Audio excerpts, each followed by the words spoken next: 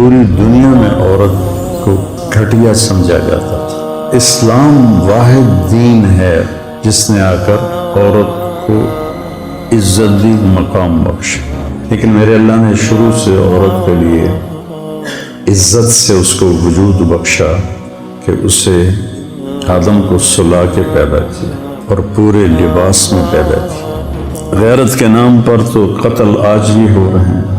لڑکا زنا کرے تو کوئی بات نہیں، لڑکی سے یہ گناہ ہو جائے تو ذبح کر دیتے، شک پڑ جائے تو مار دیتے۔ بیٹیوں پر ایک بڑا ظلم ہے بر صغیر میں، انڈو پاک میں، کہ بیٹیوں کو وراثت نہیں ملتی۔ تمہارے غلط رویوں سے جب بیوی کا دل ٹوٹے گا پھر موت تک نہیں جوڑ سکو گی۔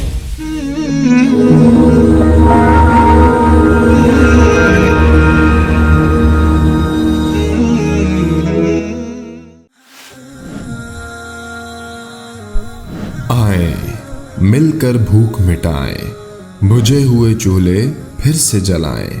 غذائی قلت کے شکار ہزاروں افراد آپ کی مدد کے منتظر ہیں۔ آگے بڑھیں اور ان کی امید بنیں۔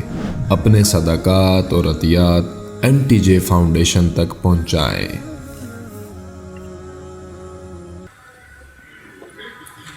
الصلاۃ والسلام علی سیدنا و مولانا محمد وعلی آلہ وصحبہ اجمعین۔ انسان کے علاوہ جتنی مخلوق ہے وہ زندگی سیکھے ہوئے ہوتے ہیں، زندگی کیسے گزاریں۔ تو عرب میں عورت کو ذلیل سمجھا جاتا تھا، اور عرب نہیں پوری دنیا میں عورت کو کمتر گھٹیا سمجھا جاتا تھا۔ عرب تو زندہ ہی دفن کر دیتے تھے اپنی بچیوں کو، یا گلا گھونٹ دیتے تھے اور پھر دفن کر دیتے تھے۔ ہمارا ہندی معاشرہ ہے، اس میں بھی عورت کا کوئی مقام نہیں۔ وہ بیوہ ہو جائے اس کی شادی نہیں ہو سکتی، بیٹھی رہے، چاہے جوانی میں بیوہ ہو گئی بیٹھی رہے ساری زندگی، اس کا وراثت میں کوئی حصہ نہیں۔ ہندو دھرم میں بچی کی وراثت، ماں باپ مر جائیں تو ان کے پاس جو جائیداد ہے اس میں بیٹی کا کوئی حصہ نہیں۔ اٹلی میں کوئی باپ مر جاتا ہے تو اس کی پوری جائیداد صرف بڑے بیٹے کو ملتی ہے، نہ کسی اور چھوٹے بیٹے کو ملتی ہے، نہ کسی بیٹی کو ملتی ہے، نہ بیوی کو ملتی ہے، صرف بڑے بیٹے کو ملتی ہے۔ اور عرب میں بھی یہی تھا کہ عورت کی کوئی والدین کی جائیداد میں کوئی اس کا حصہ نہیں تھا۔ باپ نے شادی کی ہے ایک اور عورت سے، تو جب باپ مر جاتا تھا تو باپ کی بیوی کو بیٹا اپنی بیوی بنا لیتا تھا۔ اس سے بھی میں یہ ایک بادشاہ نے 500 بیویاں رکھی ہوتی تھی، 600 بیویاں رکھی ہوتی تھی۔ چنگیز خان کی 500 بیویاں تھیں، ابھی سوازی لینڈ کے بادشاہ کی 700 بیویاں تھیں۔ تو یہ ایک ظلم تھا، وہ 700 بیویوں کا حق کیسے ادا کرے گا؟ تو اسلام واحد دین ہے جس نے آ کر عورت کو عزت دی، مقام بخشا، کسی بھی روپ میں ہو اس کو مقام بخشا ہے۔ تمہارے گھر کی زندگی بتا رہا ہوں میں۔ اللہ نے شروع سے دیکھو، آدم کو مٹی کے پتلے سے بنایا، وہ پتلا 40 سال پڑا رہا ننگ، ساتھ ہوا کا بھی پتلا بنا دیتے، وہ بھی پڑی رہتی ننگ دھڑنگ۔ ایسا نہیں کیا۔ آدم علیہ السلام کو مٹی سے بنا کر روح ڈال کے کپڑے پہنا کے جنت میں ڈالا، اور حضرت حوا کو اس وقت پیدا کیا جب وہ سو گئے تھے، اور جب ان کی آنکھ کھلی تو ان کے ساتھ فل ڈریس میں، پورے لباس میں ایک عورت بیٹھی ہوئی ہے۔ اس عورت کا پتلا ننگا پڑا رہتا تو فرشتوں کو تو نہ عورت کی کشش ہے، نہ مرد کی کشش ہے، نہ ان کو کوئی نفسانی خواہش ہے، تو ان کے لیے کیا تھا؟ لیکن میرے اللہ نے شروع سے عورت کے لیے عزت سے اس کو وجود بخشا کہ اسے آدم کو سلا کے پیدا کیا اور پورے لباس میں پیدا کیا۔ تو آدم علیہ السلام نے پوچھا یہ کون ہے؟ تو آپ نے فرمایا یہ تیری بیوی ہے۔ تو پہلا رشتہ بیوی کا قائم ہوا۔ تو چونکہ بیویوں کو مارتے تھے، طلاق دے کے پھر رجوع کر دیتے تھے، طلاق دے کے 10 دفعہ طلاق دیتے، 10 دفعہ روک لیتے، اور غیرت کے نام پر تو قتل آج بھی ہو رہے ہیں۔ لڑکا زنا کرے تو کوئی بات نہیں، لڑکی سے یہ گناہ ہو جائے تو ذبح کر لیتے۔ جب دریائے راوی بہتا تھا، میرا گاؤں دریائے راوی سے 3 کلومیٹر ہے، زیادہ سے زیادہ، ایسے سیدھا جائیں تو سڑکوں کے بغیر، کتنی بچیاں اس میں بہا دی گئیں گلے کاٹ کے، اور بیٹا الو کا پٹھا ساری زندگی زنا کرتا ہے، تو کہتے ہیں جی چھوڑ چھک کریں، کوئی نہیں چھوڑ چھک کریں۔ وہ لڑکی بھی تو ایک انسان ہے نا، ایک بشر ہے، اس سے بھی تو خطا ہو سکتی ہے۔ شک پڑ جائے تو مار دیتے ہیں، صرف شک پڑ جائے قتل کر دیتے۔ تو اللہ تعالیٰ نے ہمارے نبی کو 11 شادیاں کروائیں۔ ما تزوجت وما زوجت الا بوحی من السماء نزل به جبریل۔ میں نے جہاں شادی کی، میں نے جہاں بیٹی کی شادی کی، پہلے آسمان سے جبریل آئے اور ان کے اللہ کا حکم لے کر آئے، پھر میں نے شادی کی۔ تو آپ نے 11 مختلف مزاج کی بیویوں سے حسن سلوک کر کے دکھایا۔ اپنے خاندان میں حضرت عائشہ قریشی، یعنی اپنی قوم میں، خاندان سمجھنے قریش، حضرت حفصہ اور سودا۔ اپنی قوم میں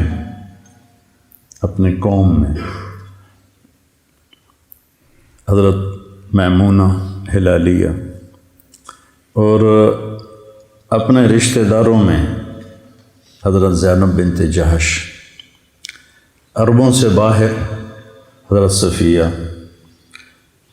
غیروں میں شادی کی، قوم میں شادی کی، برادری میں شادی کی، خاندان میں شادی کی۔ چھوٹی عمر سے شادی کی حضرت عائشہ، بڑی عمر سے شادی کی حضرت خدیجہ، برابر عمر میں سے شادی کی حضرت سودا۔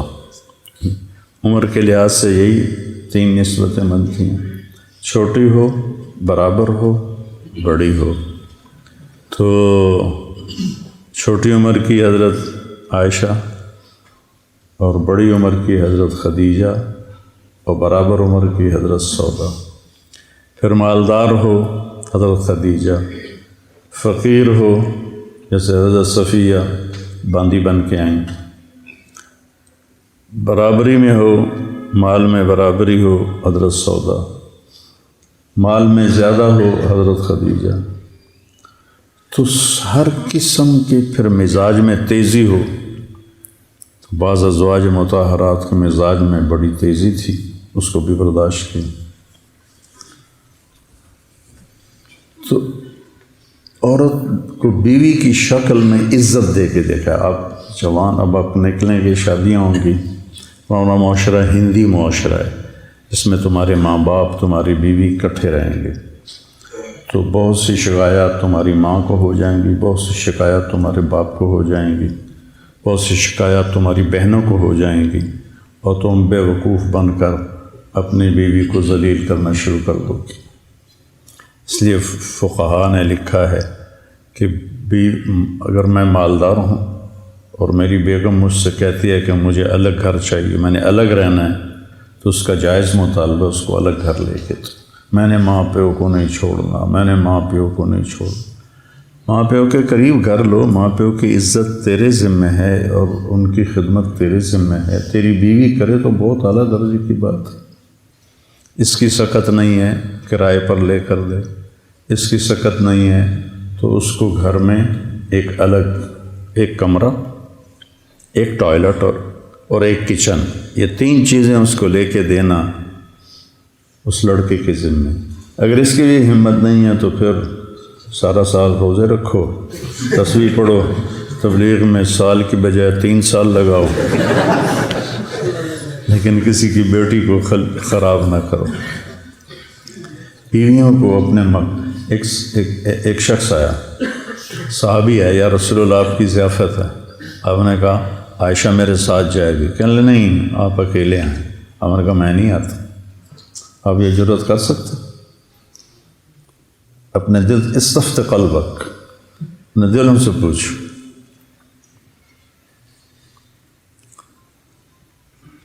آپ نے کہا نہیں میں نہیں جاتا. دوسرے دن وہ پھر آ گیا، یا رسول اللہ آپ کی ضیافت ہے. آپ نے فرمایا عائشہ میرے ساتھ جائے گی. میں نے کہا نہیں عائشہ نہیں جائے گی. کہ پھر میں بھی نہیں جاتا. یہ زندگی ہے بیٹا، یہ زندگی ہے. منہ ادھر کر کے اس پیشاب کرنا یا ادھر کر کے پیشاب کرنا، اس میں تو اتنے 3 دن تمہاری دلیلیں ختم نہیں ہوتی.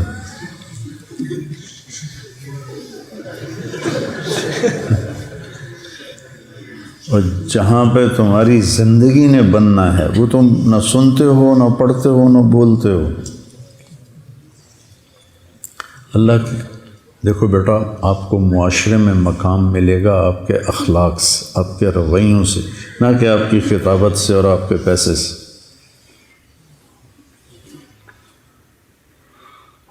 تیسرے دن وہ پھر آ گیا، کہنے لگا یا رسول اللہ آپ کی ضیافت ہے. آپ نے کہا عائشہ میرے ساتھ جائے گی. میں نے کہا نہیں عائشہ نہیں. عائشہ میرے ساتھ جائے گی. کہا اچھا چلو عائشہ کو بھی لے آؤ. پھر آپ گئے اس کے یہاں کھانا کھانا. اب یہ بیٹیوں کا معاملہ دیکھو کہ حضرت فاطمہ رضی اللہ عنہ تشریف لاتی ہیں، آپ کھڑے ہو جاتے ہیں اور آگے بڑھتے ہیں. اس جگہ تھا آگے بڑھتے تھے اور ہاتھ یہاں سے پکڑ کے ایسے ہاتھ کو چومتے تھے. پھر پہلے بیٹی کو بٹھاتے تھے، پھر خود بیٹھتے تھے. کبھی دائیں طرف بٹھاتے تھے، کبھی بائیں طرف بٹھاتے تھے. آپ چارپائی پہ بیٹھے ہیں، آپ زمین پہ بیٹھے ہیں، آپ ایک چھوٹی سی کرسی بھی تھی آپ کے کمرے میں، آپ اس کرسی پر بیٹھے ہیں. جو ہی فاطمہ رضی اللہ عنہ تشریف لاتی آپ کھڑے ہو جاتے اور ان کو آگے بڑھ کے ان کو استقبال کر. تو اس سے بیٹی کا دل کتنا بڑا ہو جاتا ہو. میری بیٹیاں جڑواں ہیں، ایک لاہور میں ایک یہاں ہے. تو جب وہ آتی ہیں تو میں ان کے لیے کھڑا ہو جاتا ہوں. میرے سر میں درد نہ ہو اور تکلیف نہ ہو، کھڑا ہو جاتا ہوں، ان کا ہاتھ پکڑتا ہوں، ان کو پیار کرتا ہوں، پھر ان کو بٹھاتا ہوں کہ اس سے میری بچیوں کا دل اتنا بڑا ہو جاتا. یہ وہ کام ہے جن کے کرنے سے آپ بڑے آدمی بنیں گے. جب اللہ تمہیں قبول کرے گا تمہیں بولنا بھی سکھا دے گا.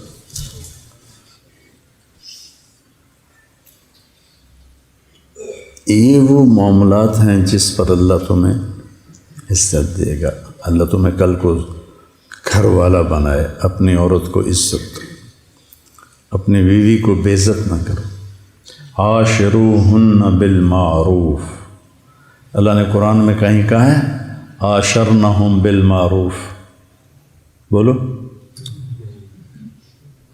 اے عورتوں عاشرنہم بالمعروف. کس سے کہا ہے؟ عاشروہن بالمعروف عسیٰ ان تکرہوا شیئا ویجعل اللہ فیہ خیرا کثیرا. تو اللہ ہمیں کہہ رہا ہے دیکھو عورت کمزور ہے، اس کے اندر صبر بھی تھوڑا ہے، حوصلہ بھی تھوڑا ہے، طاقت بھی تھوڑی ہے. اب نے کہا یا انجش قواریر، جب انہوں نے حدیب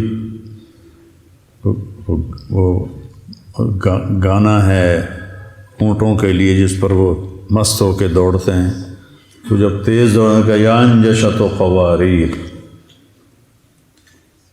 نازک عورتیں بیٹھی ہوئی ہیں. اور اس کا ایک مطلب میں لیتا ہوں اپنے ذوق سے، کہیں پڑھا نہیں، کہ یا انجشت و قواریر شیشہ جب ٹوٹ جاتا ہے تو جڑتا نہیں. تمہارے غلط رویوں سے جب بیوی کا دل ٹوٹے گا پھر موت تک نہیں جوڑ سکو.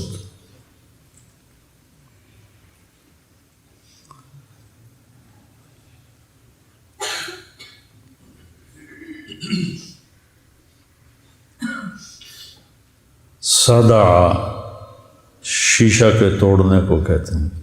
کسرہ ہر چیز کے توڑنے کو کہتے ہیں.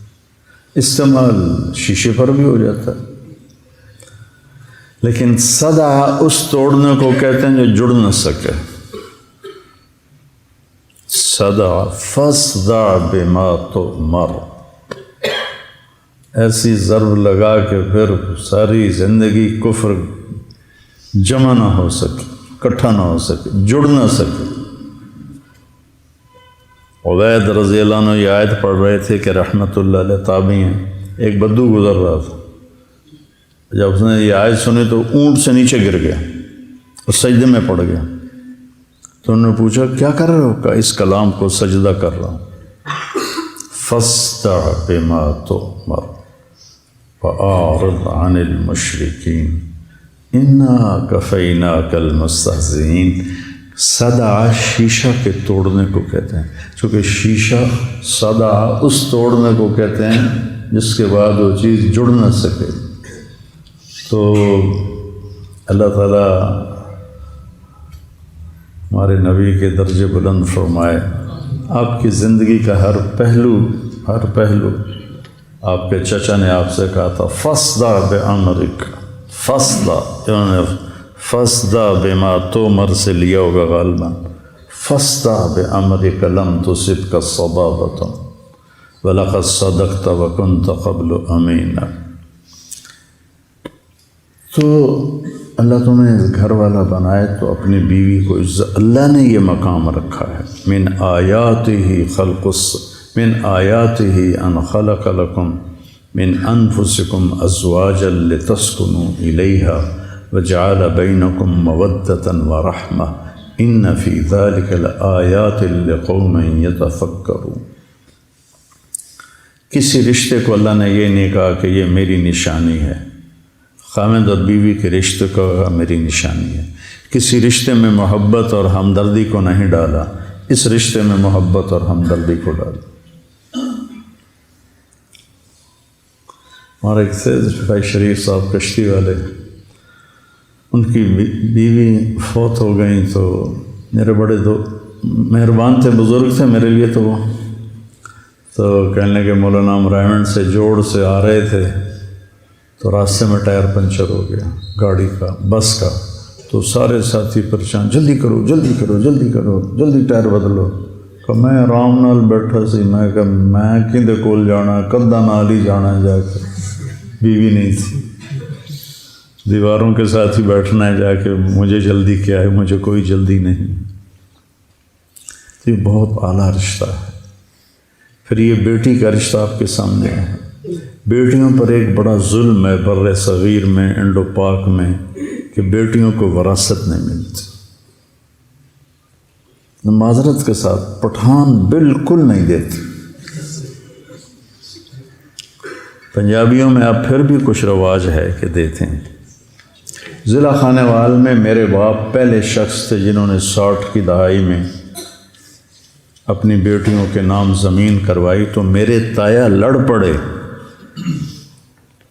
اپنے بھائی سے، دھیاں نو ساڈے گل پاؤں ہیں، دھیاں نو ساڈے گل پاؤں ہیں، انہوں ساڈے کولوں ہی زمیناں منگ سن. اور تصور کیا تھا ذمہ داروں کا؟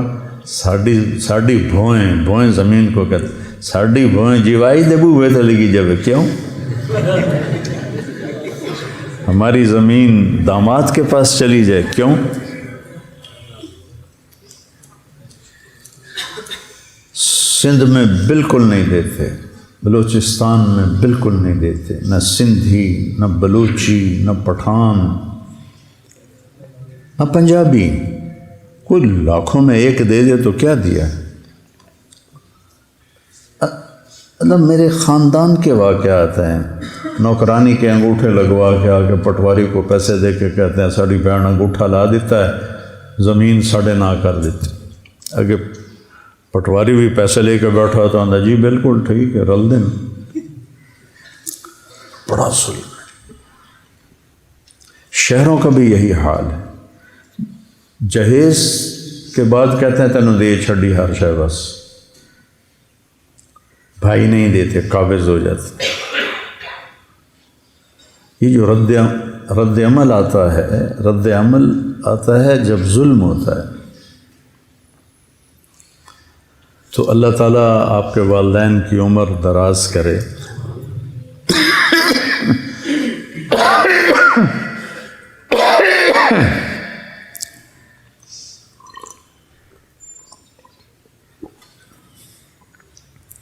وراثت ماں باپ کے مرنے کے بعد ہوتی ہے. ایک یہ بھی میری نصیحت یاد رکھنا، اللہ تمہیں صاحب جائیداد کرے تو اللہ نے موت کے بعد تقسیم رکھی. تقسیمیں کر دو تاکہ اولاد میں جھگڑا نہ ہو، لیکن قبضہ اپنے پاس رکھو ورنہ تمہیں اولاد ہی فارغ کر کے یتیم خانے بٹھا کے آ جائیں گے. ایسے کتنے واقعات ہیں. وراثت ہے موت کے بعد.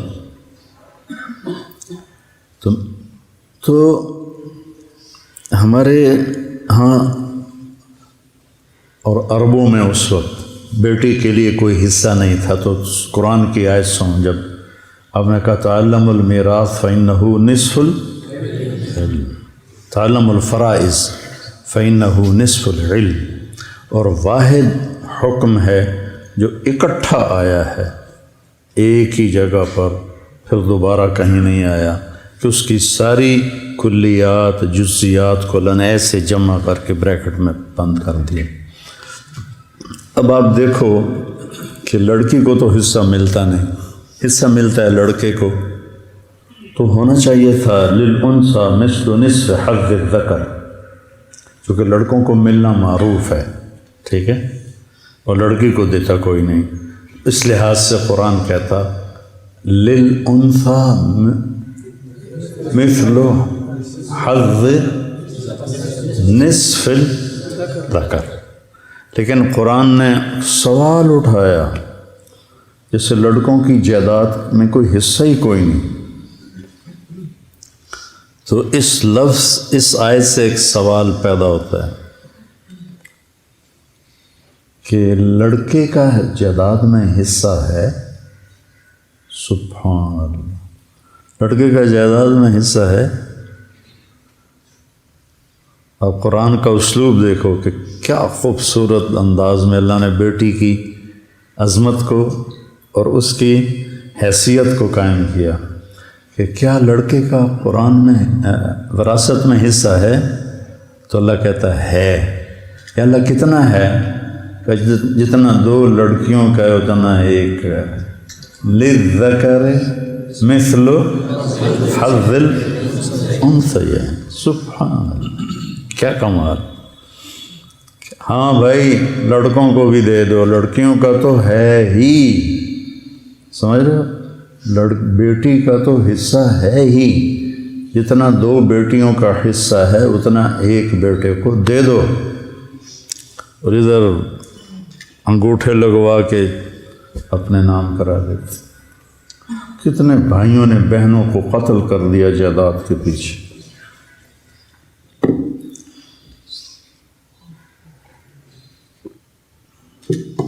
پھر اللہ نے کہ نبی نے فرمایا، اللہ نے جس کو 2 بہنیں دیں یا 2 بیٹیاں دیں، اس نے ان کو عزت کے ساتھ شادی کی تو وہ جنت میں داخل ہو. کسی کی بیٹیاں ہوتی، میرے بھائی اور میرے والد اور تایا، ان کی بہن کوئی نہیں تھی. تو میری بھی 2 بہنیں تھیں اور میرے تایا کی بھی 2 بیٹیاں تھیں. تو میرے تایا نے حصہ نہیں دیا، میرے باپ نے حصہ دیا. وہ اپنے اس معاشرت سے مجبور ہو گئے. میرے باپ مولانا احمد علی لاہوری رحمۃ اللہ علیہ سے بیعت ہو گئے تھے. پہلے پرویزی تھے، بہت بڑے خطیب تھے، فارسی اردو کے بڑے ماہر تھے. 1944 میں BA کیا تھا. تو باقی سارا انپڑھ ماحول کا پتہ نہیں میرے دادے نو کتوں خیال آیا کہ میں پتر پڑھاونا.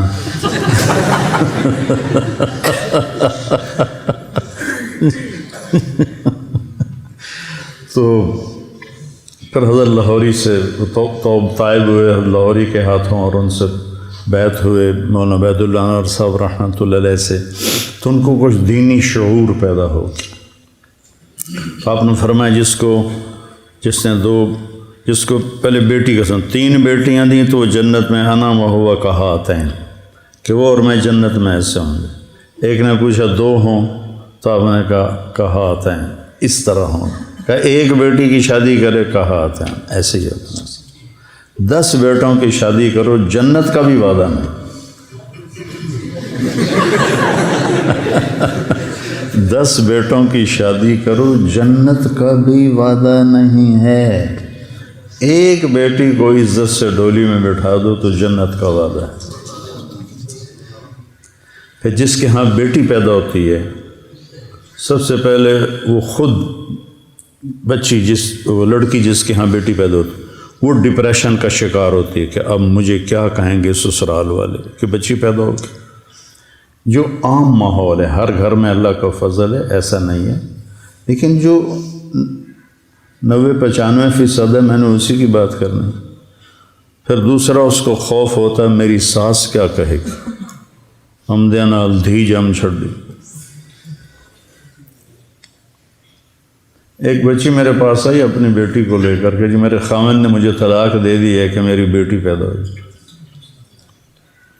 یہب لمن یشاء اناثا جب اللہ نے نعمت کو ذکر کیا تو پہلے بیٹیوں کا ذکر کیا بیٹوں کا ذکر نہیں کیا. یہب لمن یشاء اناثا اللہ نے اپنے نبی کو بیٹیاں دی 2 بیٹے دے کے اٹھا لیے اور آپ نے کہا میری نسل میرا عصبہ میری بیٹی فاطمہ ہے. کتنے بڑے فخر کی بات. دیکھو میں تمہیں زندگی کا وہ سبق سنا رہا ہوں جو انتہائی اہم ہے اور بہت مشکل ہے چونکہ ماحول میں نہیں ہے. تم یہاں سے میرے نبی کی زندگی سیکھ کے جاؤ تمہیں کچھ بھی نہ آئے لیکن میرے نبی کی زندگی آ جائے.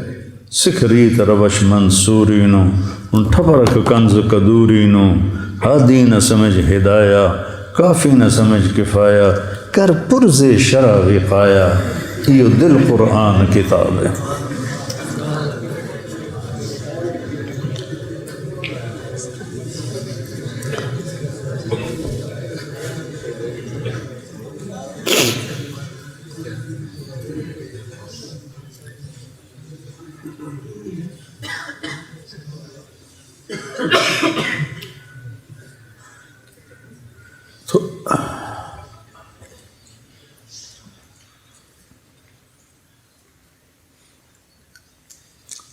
تو بہنوں کو والدین اللہ سب کی عمر لمبی کرے. ہمارے چلے گئے ہر ایک کے چلے جاتے ہیں. وہ چلے جائیں تو ان کو ناپ تول کے والد اور والدہ کی وراثت میں سے حصہ دینا. یہ تو چوری بن جاتی ہے.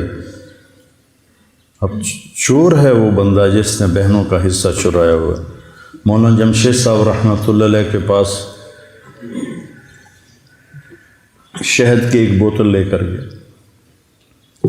10 روپے کی بوتل آتی تھی شہد کی اس وقت اور وہ شہد مفت تھا. میں نے اپنے باغ سے اتارا تھا تو میں نے آ کے پیش کیا. کہنے لگے کہاں سے لائے ہو؟ میں نے کہا جی میرے اپنے باغ کا ہے. مجھ سے کہنے لگے تمہارے باپ نے اپنی بہنوں کو زمین میں سے حصہ دیا تھا؟ رجال صدقوا ما عاهدوا الله عليه فمنهم من قضى نحبه ومنهم من ينتظر وما بدلوا تبديلا. تیرے باپ نے اپنی بہنوں کو حصہ دیا تھا وراثت میں سے باپ کی؟ میں نے کہا جی الحمدللہ میرے باپ کی بہن ہی کوئی نہیں تھی.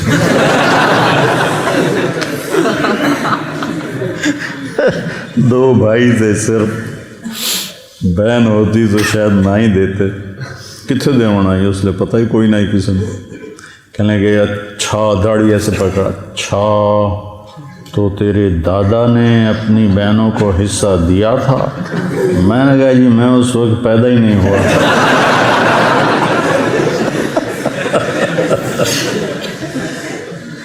تو پھر اگلی سنو, یہ صرف شہد ہدیہ ہے یا بوتل بھی ہدیہ ہے؟ میں نے کہا جی بوتل سمیت شہد ہدیہ ہے, پھر رکھوائے. یہ رجال آخرت ہوتے ہیں. مجھے تو ایک سبق مل گیا, اگر آپ زندگی سیکھ لیں اور میرے نبی کے ذکر کو مضبوط پکڑیں. میرے نبی کی صبح و شام, میں کوئی ذکر نہیں کرتا سوائے صبح و شام کی دعائیں, وہ میں نے یاد کی تھیں 74 سے لے کر آج تک پڑھ رہا. صبح کی دعائیں, شام کی دعائیں, سوائے بیماری کی. مسنون اذکار, تسبیحات, اور موقع موقع پر جو میرے نبی نے کیا میں ویسے کرتا ہوں. جیسا آپ نے کیا اپنے 24 گھنٹے کی زندگی میں ویسا کرنے کی میں کوشش کرتا ہوں. اتنا اگر آپ نے کر لیا ہے تو آپ کا ذکر مکمل ہے اور اس میں نور نبوت ہے. باقی یہ زندگی سیکھو, اپنے بہنوئیوں کو عزت دو,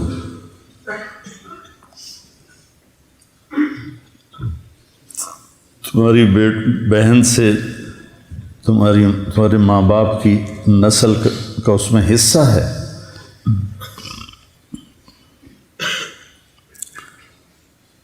اور ماں بن جائے تو اللہ کہتا ہے قدموں تلے جنت ہے. ایک صحابی ہے, ارید ان اجاہد, میں جہاد کرنا چاہتا ہوں. احی والدک, ماں باپ زندہ ہیں؟ کہا جی. کفیہ ففیہ ما فجاہد, جب ماں باپ کی خدمت کرتے رہے یہی جہاد ہے. آپ جہاد کے سفر میں تھے, ایک نوجوان بڑا خوبصورت بکریاں چرا رہا تھا. حضرت عمر کہنے لگے کہ کبھی یہ جہاد میں ہوتا, تو آپ نے کہا عمر تو نے تو جہاد کو بڑا مختصر کر دیا, بہت تنگ کر دیا. انہوں نے کہا بیٹا ادھر آؤ, کیا کرتے ہو, تمہاری کوئی ذمہ داری ہے؟ کہا جی میری ایک بوڑھی ماں ہے, اس کی خدمت کرتا ہوں, یہ بکریاں چراتا ہوں. کہا جا تو جہاد کر رہا ہے. حضرت ابو ہریرہ نے مسجد میں جہاد کی تیاری کے لیے جماعت بن رہی تھی, وہ گھر آئے اور ہتھیار اٹھائے. ماں نے کہا کدھر جا رہے ہو؟ کہا میں جہاد پہ جا رہا ہوں. کہ میں اکیلی ہوں, میرا کوئی بھی نہیں, تو جہاد پہ جا رہا ہے؟ کہا نہیں میں نے بڑی ترغیب سنی, میں جا رہا ہوں. تو ماں نے کہا تجھے میرے دودھ کا واسطہ, یہ ماؤں کا ایک ہتھیار ہوتا ہے نا, تجھے میرے دودھ کا واسطہ نہ جا. کہ نہیں میں نے جانا ہے. تو ان کے پہنچنے سے پہلے انہوں نے پیغام بھجوا دیا اللہ کے نبی کو. جب ابو ہریرہ ہتھیار سجا کر آئے تو آپ نے ان کو دیکھ کر یوں منہ پھیر لی, اور یہ آپ کی پکی نشانی تھی کہ جب آپ کسی پہ ناراض ہوتے تھے تو اس کو دیکھ کر یوں منہ پھیر لیتے.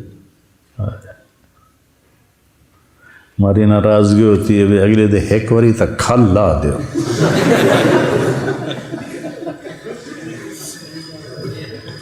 اور میرے نبی کی ناراض, یہ سیکھو, یہ سیکھو,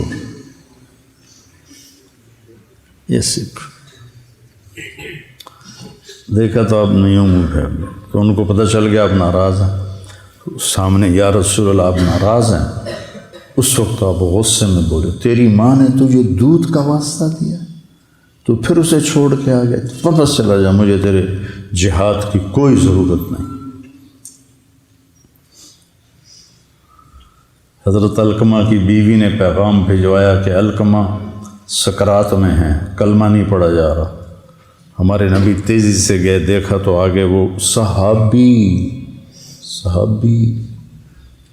یہاں گنہگار سے گنہگار لوگ, ایک اداکار تھا, ہر عیب اس میں تھا, ہر عیب, ہر برائی, اور ڈرامہ کرتے ہوئے ہارٹ اٹیک ہوا اسٹیج پر, کتنی بری اور غفلت کی جگہ پر.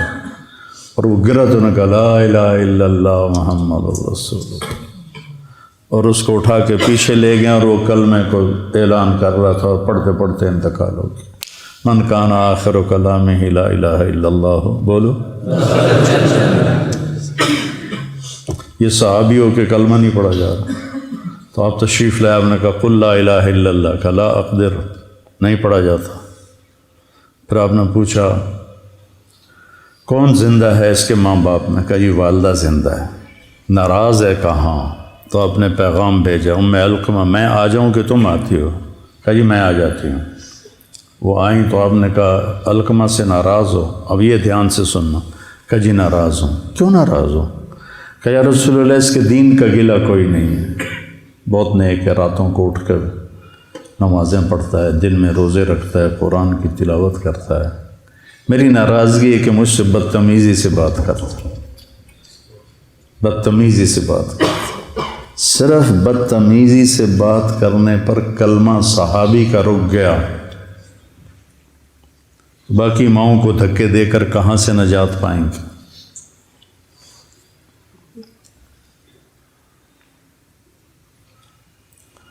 آپ نے کہا معاف کرتی ہو؟ کہا نہیں میرا دل نہیں کرتا۔ آپ نے کہا میں بلال سے کہوں لکڑیاں اکٹھی کر کے اس کو آگ لگا دے، پھر سفارش کرو گی؟ کہاں جی پھر تو میں کروں گی، اگر تو نے معاف نہ کیا تو یہ اللہ کی آگ میں جلے گا۔ پھر کہا جی پھر میں معاف کرتی ہوں۔ آپ نے کہا قل لا الہ الا اللہ، ان کی زبان سے لا الہ الا اللہ نکلا اور جان نکل گئی۔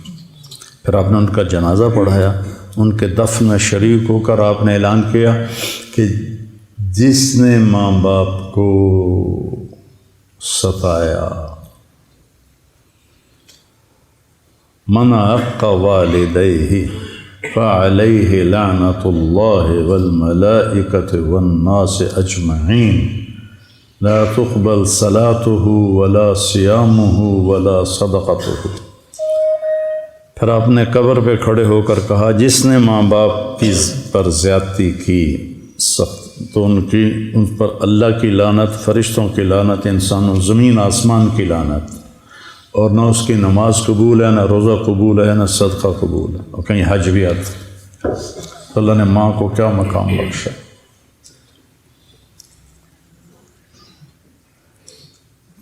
تو یہ بات میرے پاس ایک رحم دین تھا، فوت ہو گیا، غریب آدمی تھا، 2 ایکڑ زمین تھی اس کی، میرے پاس اپنے بیٹے کو لے کر آیا، ایک مدرسے سے فارغ ہو کر آیا تھا۔ مجھ سے کہنے لگا مولانا صاحب اے میرا پتر پڑھیا تو ہے پر کڑیا کوئی نہیں۔ پنجابی کی فصیح مثال ہے، اے میرا پتر پڑھیا تو ہے پر کڑیا کوئی، پڑھ تو گیا ہے سیکھا کچھ نہیں۔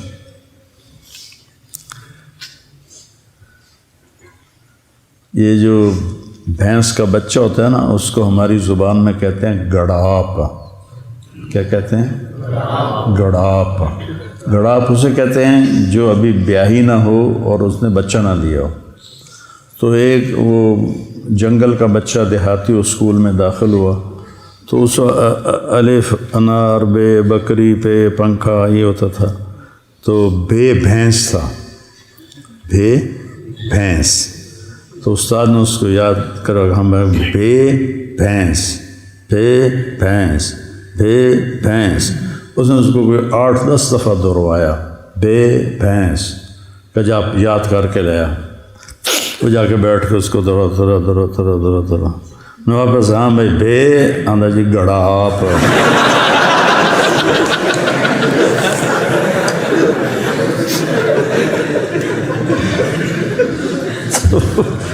تم لوگ پڑھتے ہو پر کرتے نہیں، وہی گڑاپ پہ اڑے رہتے ہو۔ تو اپنی ماؤں کو عزت دو۔ جب آپ گھروں میں جاؤ اپنی ماں کے کپڑے دھوو، اپنے باپ کے کپڑے دھوو، گھر میں جھاڑو دو، ان کے کپڑے صاف کرو، ان کے لیے کھانا بناؤ، چائے بناؤ، ان کے اندر سے دعائیں۔ جب میں تبلیغ میں لگ گیا تو پہلے تو میں گستاخ تھا، ماں باپ کا گستاخ تھا، میں تنگ کرتا تھا۔ تو اللہ نے تبلیغ میں لگایا تو اس کے بعد پھر میں اپنے والد کو، جب میں چھٹیوں میں آتا، سال میں 1 دفعہ آنا ہوتا تھا، ان کو دباتا، تیل لگاتا، نوکر نے تو ایسے ایسے کرنا ہوتا تھا، میں بیٹا میں دل سے دباتا تھا، تو میرے باپ کو عادت تھی دبوانے کی، ان کو تیل لگاتا تو بڑے خوش ہوتے اور ایک جملہ بولتے، پتر میری آنکھیاں تو نہیں ویکھنا پر تو ویکھی ایک دن اللہ تینوں بہوں عزت دے سی۔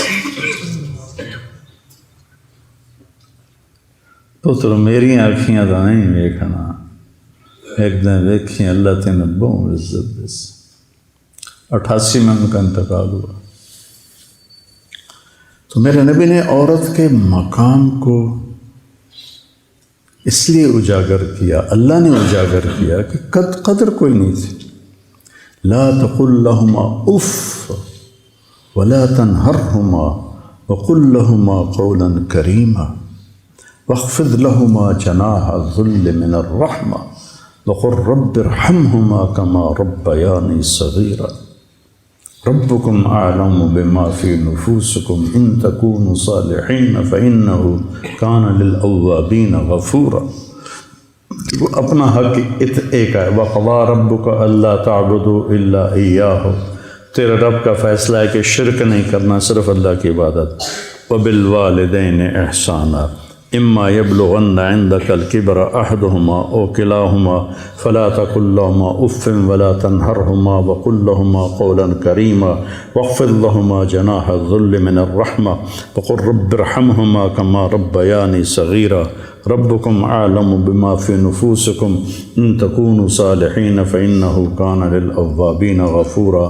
یہ اتنا لمبا کلام، اپنے لیے ایک جملہ، ماں باپ کے لیے اتنے لمبے، اور خاص طور پر ماں کے لیے۔ من ابر یا رسول اللہ، کس کی خدمت کروں؟ کا امک، ماں کی۔ کہا جی پھر؟ کہا ماں کی۔ کہا جی پھر؟ کہا ماں کی۔ کہا جی پھر؟ کہا باپ کی۔ ایک شخص ہے عبداللہ بن عباس کے پاس، یہ بہت بڑا گناہ ہو گیا ہے، میری معافی ہو سکتی؟ آپ نے کہا تیری ماں زندہ ہے؟ کہا جی فوت ہو گئی۔ کہا جی اپنی خالہ کی خدمت کر معاف ہو جائے گا، خالہ کی خدمت کر معاف ہو جائے گا۔ تو بچوں، آج میں نے زندگی کا ایک باب آپ کے سامنے پیش کیا ہے، زندگی کا، اور اللہ نے مجھے توفیق دی، جب سے سن 2000 سے اللہ نے مجھے اس شکل کے بنانے کی توفیق دی، میں اس میں نبی کی زندگی کا رنگ بھرتا رہا ہوں اور بھرتا رہوں گا حتیٰ القی اللہ، یہاں تک کہ میری اللہ سے ملاقات ہو جائے۔ باقی فقہ اور مقابلے، مجادلے، مناظرے، یہ اس سے نہ میری جنت کا تعلق ہے نہ میری جہنم کا تعلق ہے۔